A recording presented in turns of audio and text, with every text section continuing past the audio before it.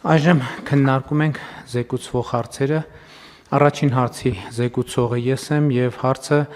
Հայաստանի տնտեսական եւ ինստիտուցիոնալ վերափոխման դոկտրինը հաստատելու մասին հարցն է եւ ներկայացնելով զեկույցը ես մի քանի ընդհանուր դիտարկումներ կանեմ եւ մեկնաբանություններ կներկայացնեմ Հայաստանի տնտեսական եւ ինստիտուցիոնալ վերափոխման դոկտրինի մասին եւ նաեւ հարակից մեկնաբանություններով հանդես կգամ, որը նաեւ որ չափով կարող է ուղղակիորեն կապված չլինել փաստաթղթի հետ, բայց անուղղակի անպայմանորեն կապված է։ Եվ այսպես Հայաստանի տնտեսական եւ ինստիտուցիոնալ վերափոխման դոկտրինը ներկայանում է որպես զարգացման ուղենիշ, որի նպատակն է վերանայել եւ ամրապնդել երկրի տնտեսական կառուցվածքը ու պետական ինստիտուտները։ Շատ կարեւոր եմ համարում արձանագրել, որ սա ըստ էության ուղենիշ է եւ հայտարարություն է մեր մտադրությունների մասին։ Ընդհանուր առմամբ կարծում եմ այս համատեքստում լավ կլինի, որ մենք կառավարության կողմից ընդունվող ռազմավարությունները եւ ռազմավարական նշանակության փաստաթղթերը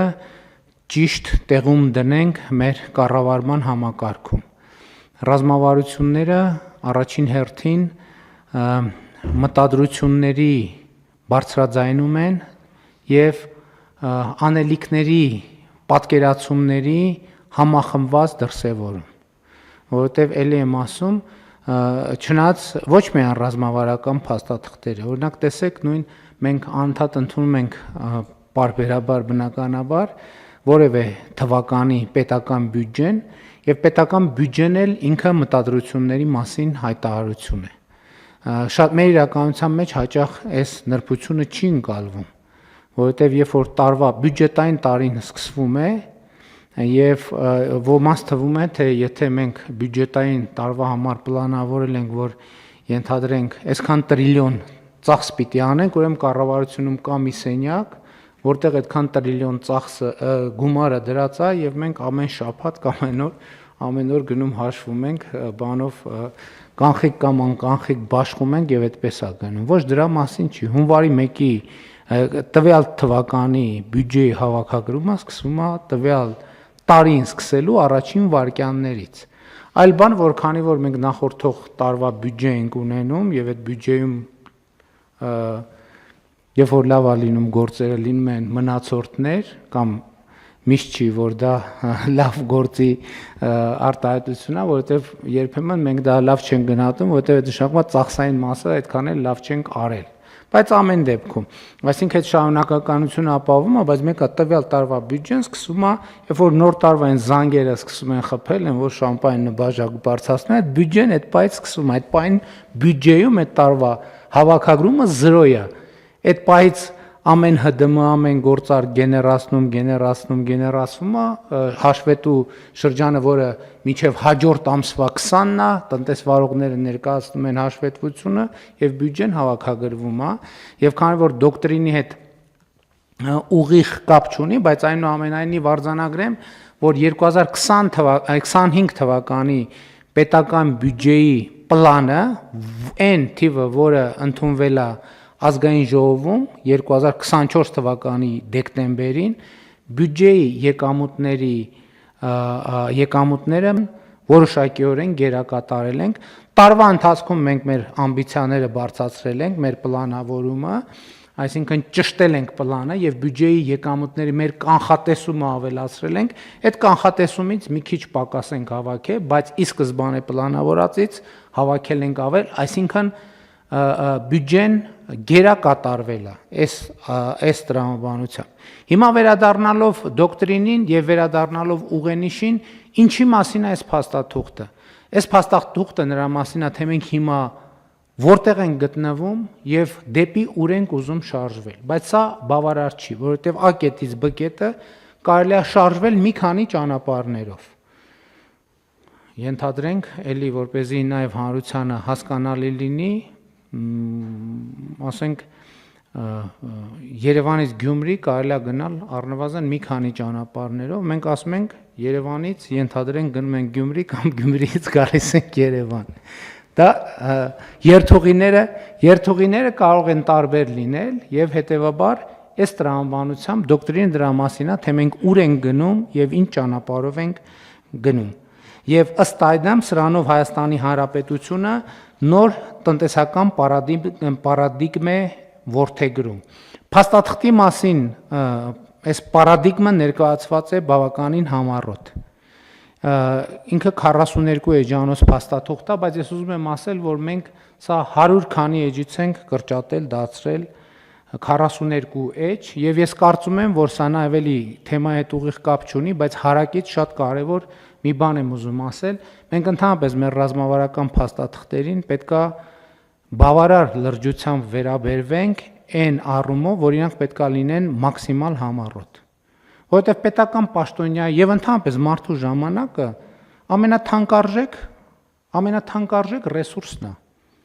Եվ այն փաստաթուղթը, որը կարա լինի 10 էջ, չպետք է լինի 11 էջ։ Այն ռազմավարությունը, որը կարա լինի 15 էջ, չպետք է լինի 16 էջ։ Այն տեղեկանքը, որը կարա լինի մի էջ, չպետք է լինի 1.5 էջ։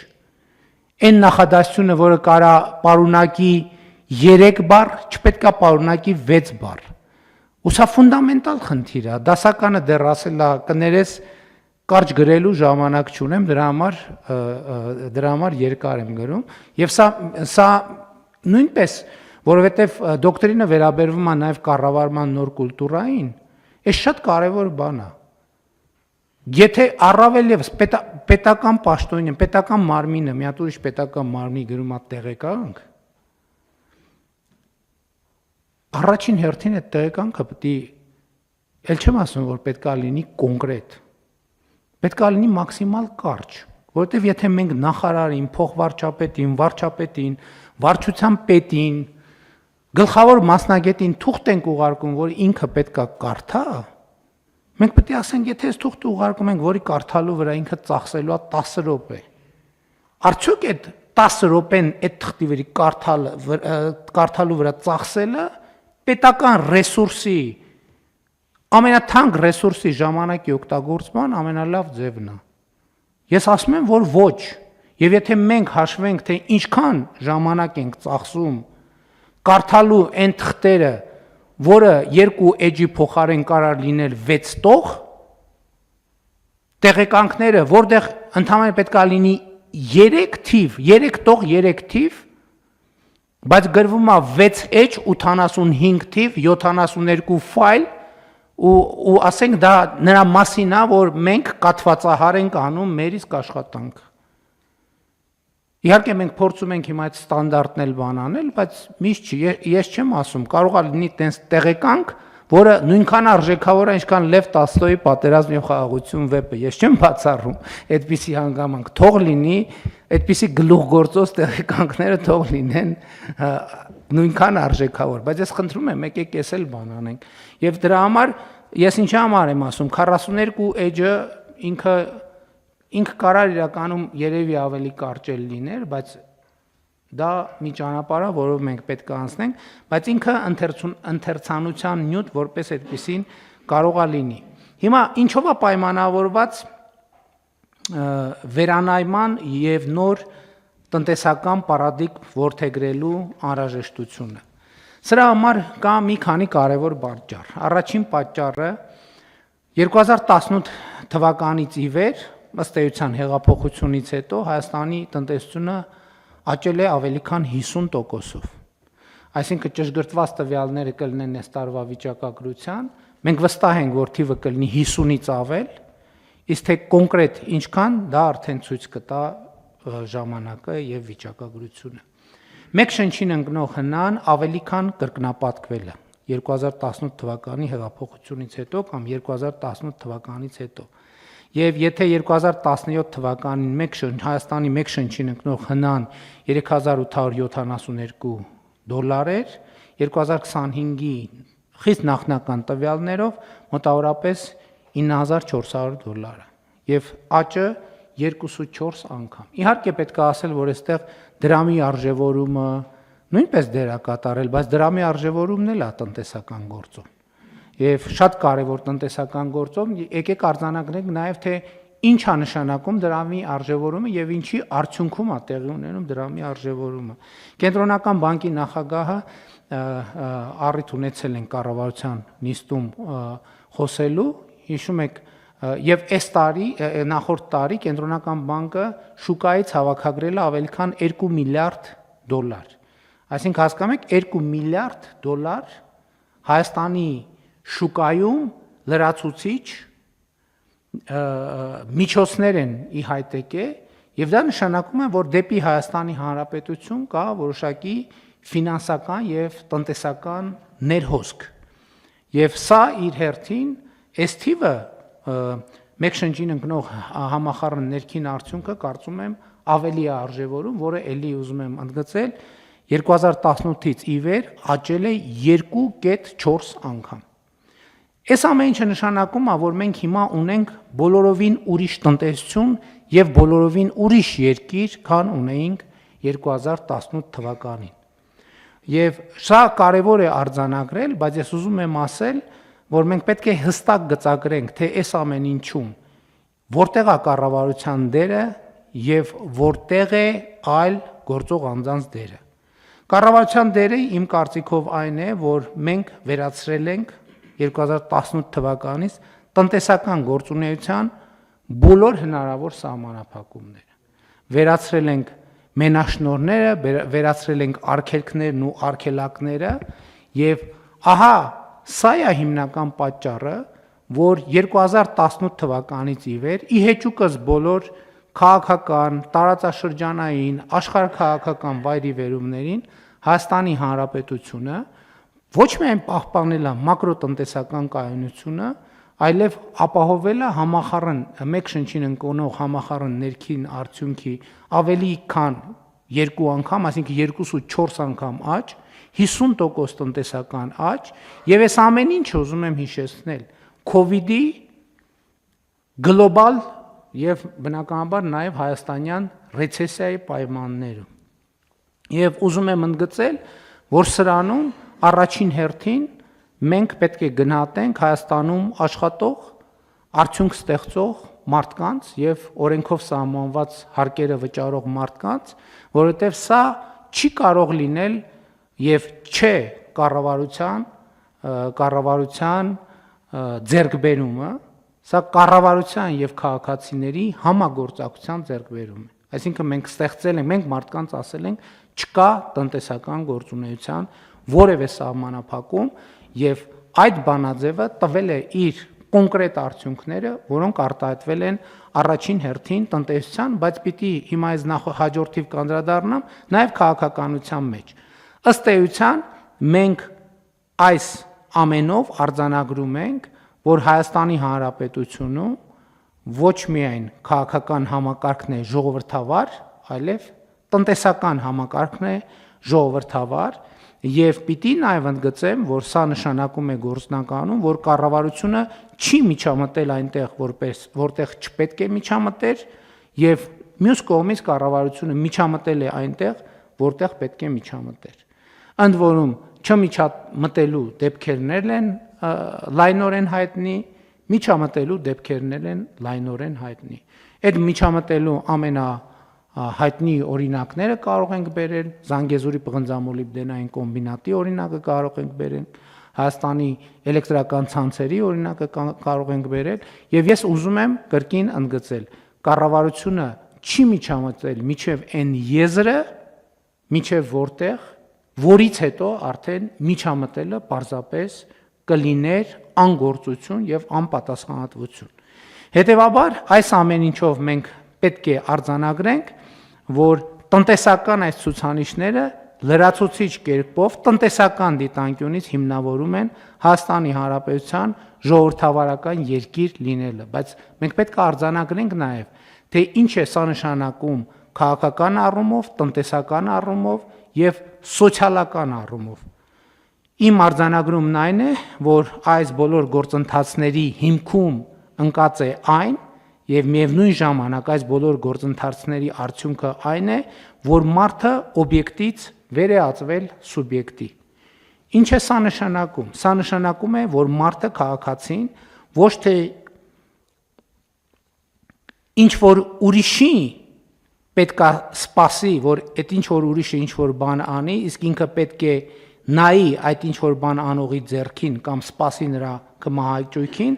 այլ առաջին հերթին ինքը պետք է անի այն գործողությունը կամ գործողությունները, որոնք անհրաժեշտ են իր ազատությունը, բարեկեցությունը, անվտանգությունն ու երջանկությունը ապահովելու համար։ Այսինքն մի բան աներկբայորեն ակնհայտ է։ Հայաստանի Հանրապետությունում ամեն ինչ, բացարձակապես ամեն ինչ որոշում է մարդը, քաղաքացին։ Մեր այս դիրքորոշումը որոշակի քննադատության է ենթարկվում պարբերաբար։ Ինչու՞, որովհետև ասում են, որ այս կառավարությունը պատասխանատվությունը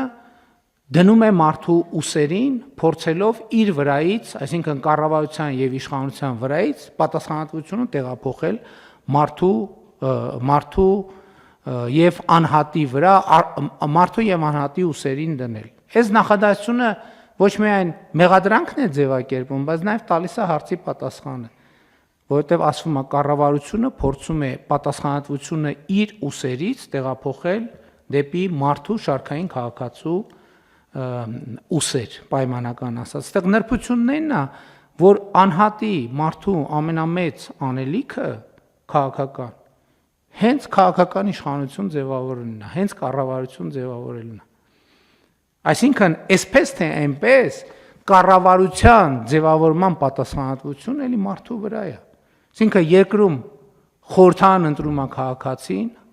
ավագանի ընտրում է քաղաքացին, հետևաբար երբեմն ուղիղ, երբեմն անուղղակի, որովհետև մեր ընտրական համակարգը այդ հնարավորությունն էլ է տալիս, նույն համայնքում էլ խորհրդարանական ընտրություններում էլ, եթե քաղաքական ուժը հավաքում է 50+1%, քաղաքական ուժի առաջին համարը եւ համայնքում եւ հանրապետական մասշտաբով համապատասխանաբար համարվում է ընտրված համայնքի ղեկավար կամ վարչապետ։ Այսինքն ուզում եմ ասել, որ այս խոսույթը, որ կառավարությունը, երբ որ մենք անհատի բացառիկ դերակատարումն ենք շեշտադրում եւ մեզ մեղադրում ենք, թե կառավարության պատասխանատվությունը դնում ենք մարդու ուսերին, այս բանը, այս խոսույթը որոշակի հակասություն է պարունակում, որովհետև հենց կառավարության եւ իշխանության մնացած բոլոր օղակներում որոշիչ դերը պատկանում է Հայաստանի Հանրապետության քաղաքացուն, այսինքն անհատ մարդուն, եւ հետեւաբար հենց իբն է պատասխանատվությունը մարդու վրա է։ Բայց միայն դրանով չի, միայն ընտրություններով քվեարկելով չի։ Այդ թվում երկրի զարգացման տեսլականը ընտրելուց։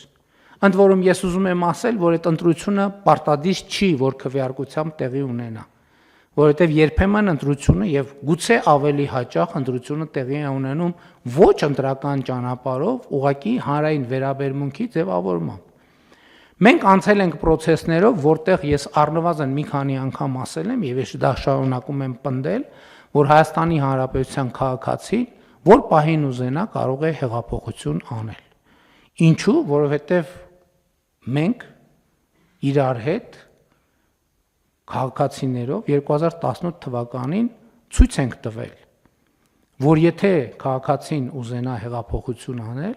չկա ուղղակի պարզապես այդպիսի ուժ, որ կարողանա կասեցնել այդ հեղափոխությունը։ Ես նկատի ունեմ, որ այդ թվում վերջին շրջանում մեր ռազմավարությունների եւ տեսլականների վերանայումները քվեարկությամբ տեղի չեն ունեցել, բայց այդ վերանայումներին եղել է քաղաքական արձագանք, հնչել են այդ թվում հեղափոխության կոչեր, ես ինքս հեղափոխության այդ կոչերին միացել եմ, անկեղծ եւ ուղիղ ասելով, որ մենք այո, մեր պատկերացումները վերանայում ենք այսպես, այս պատճառով, եւ մենք դա անելու ենք, քանի դեռ այդ լիազորությունը ունենք, եւ եթե Հայաստանի Հանրապետության քաղաքացիները համաձայն չեն դրա հետ, ուրեմն պետք է իրենց անհամաձայնությունը ցույց տան եւ նաեւ անուղղակի ճանապարհով քաղաքացին, անհատ քաղաքացին ունեցել է եւ ունի վճռորոշ դեր մեր ռազմավարությունների որոշման, քաղաքական որոշումների կայացման եւ իրագործման գործում։ Բայց այս ամեն ինչը ինչի համար եմ ասում, ամենևին ոչ քաղաքական խոսույթ զարգացնելու, այլ բոլորովին այլ տրամաբանությամբ։ Իսկ տրամաբանությունն այն է, որ եթե քաղաքացին վճռական դեր ունի կառավարություն ձևավորելու, ըստ էության երկրի զարգացման ուղղությունները որոշելու գործում, քաղաքացին պետք է եւ ակնհայտորեն ունի դեր, վճռական եւ առանցքային դեր իր անձնական կարիքները, իր անձնական բարեկեցությունը ապահովելու գործում, որը մեր համոզմամբ եւ կարծիքով եւ ակնհայտորեն պետքա տեղի ունենա աշխատանքի միջոցով։ Եվ որպեսզի բոլոր հանրային անհատական քաղաքական գործառույթները մարդը քաղաքացին կարողանա պատշաճ ձևով իրականացնել, Հայաստանի տնտեսական եւ ինստիտուցիոնալ վերափոխման դոկտրինում արձանագրվում է այն, ինչի մասին մենք արդեն բավականին երկար ժամանակ խոսում ենք, եւ ես ուզում եմ մի հատված մեջբերել։ Ենթավեռնագիրը կամ վերնագիրը կրթությունը որպես ռազմավարությունների ռազմավարություն։ Հայաստանի նոր տնտեսական պարադիգմի առաջին եւ առանցքային հիմքը կրթությունն է։ Առանց հասանելի արդիական եւ մրցունակ կրթական համակարգի եւ կրթությունը որպես ցկյանս ապրելակերպ որդեգրելու բարեփոխումների արդյունավետությունը տուժում է։ Կրթված իր իրավունքներն ու պարտականությունները գիտակցող քաղաքացիները պետության ազատության եւ ժողովրդավարական կենսունակության ամենահուսալի հենարանն են։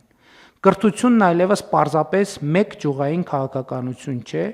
այլ դոկտրինի առանցքը, որը կանխորոշում է տնտեսական զարգացման ծավալն ու բովանդակությունը, պետական կառավարման արդյունավետությունն ու ճկունությունը,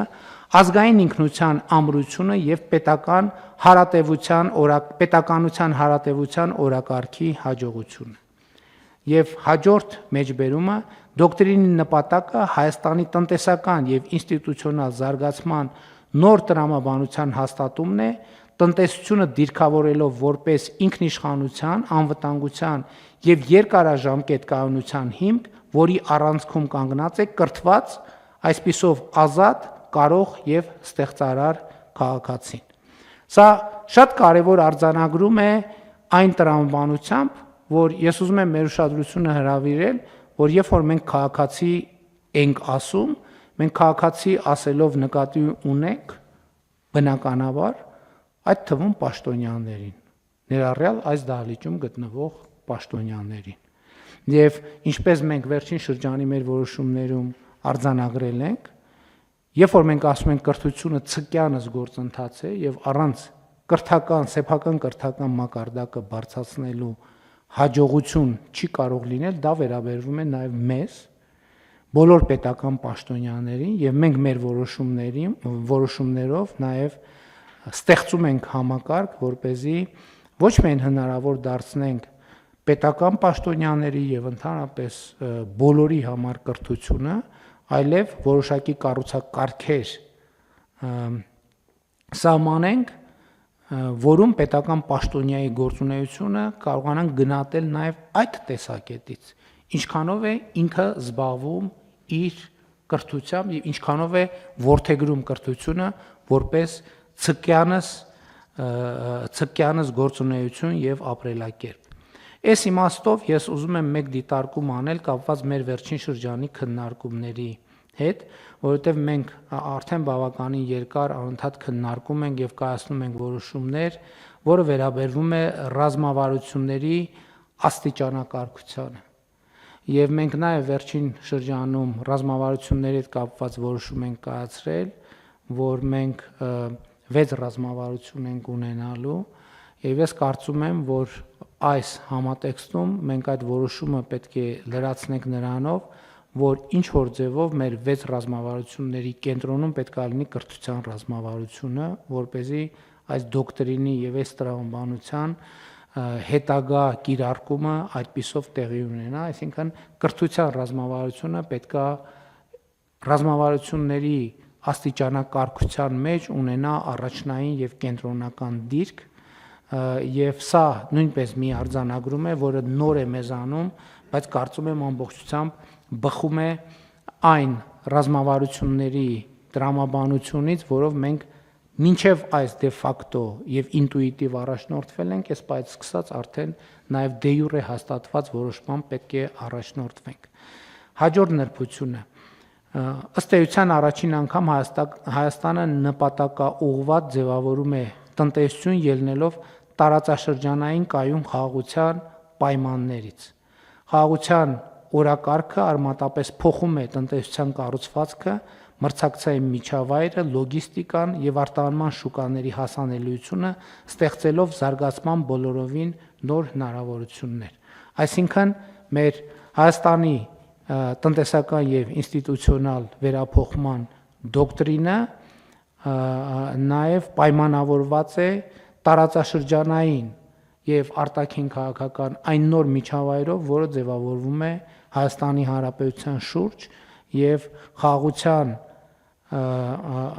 բանաձևը, խաղաղության պայմաններում տնտեսությունը նույնպես որոշակիորեն պետք է վերափոխվի, դիրքավորվի, ինչը հենց այս օրերին մեր աչքի առաջ տեղի է ունենում եւ իհարկե հաստատված խաղաղությունը եւ հաստատված խաղաղության ինստիտուցիոնալացումը մեր առաջնահերթությունների շարքում է, որը անխուսափելիորեն իր արտահայտությունը պետք է ունենա նաեւ տնտեսության մեջ։ Հաջորդ նրբությունը այն է, որ պետությունն իր վրա է վերցնում ակտիվ եւ պատասխանատու դերակատարում կենսական նշանակություն ունեցող ենթակառուցվածքներում, էներգետիկ, տրանսպորտային, ջրային, թվային եւ անվտանգային համակարգերում, միաժամանակ ապահովելով պետական սեփականության թափանցիկ եւ տնտեսապես հիմնավորված մասնավորեցում այն ոլորտներում, որտեղ դա նպաստում է մրցակցությանը եւ արդյունավետությանը։ Այսինքն մենք այս դոկտրինով ավելի մեծ պատասխանատվություն ենք վերապահում պետությանը, կառավարությանը,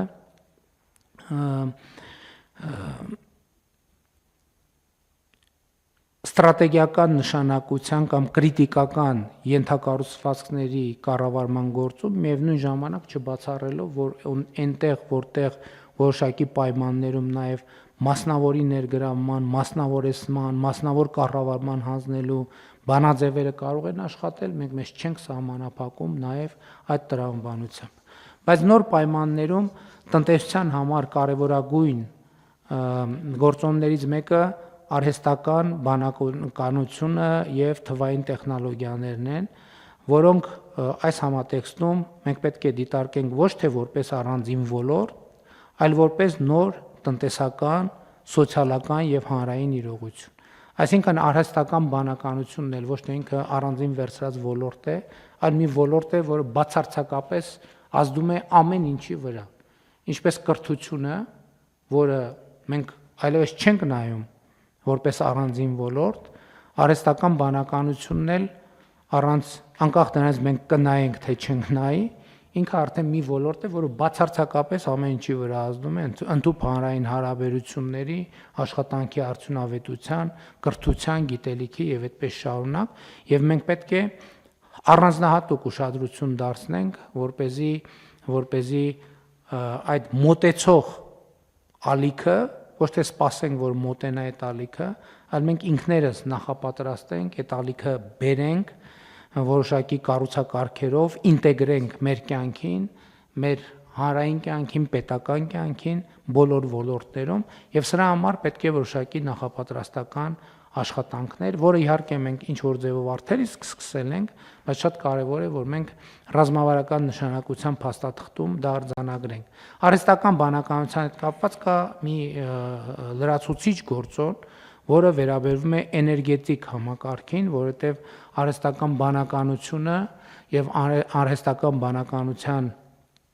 կենտրոնները իրենք էլեկտրաէներգիայի սպառման խոշոր կենտրոններ են, այսինքն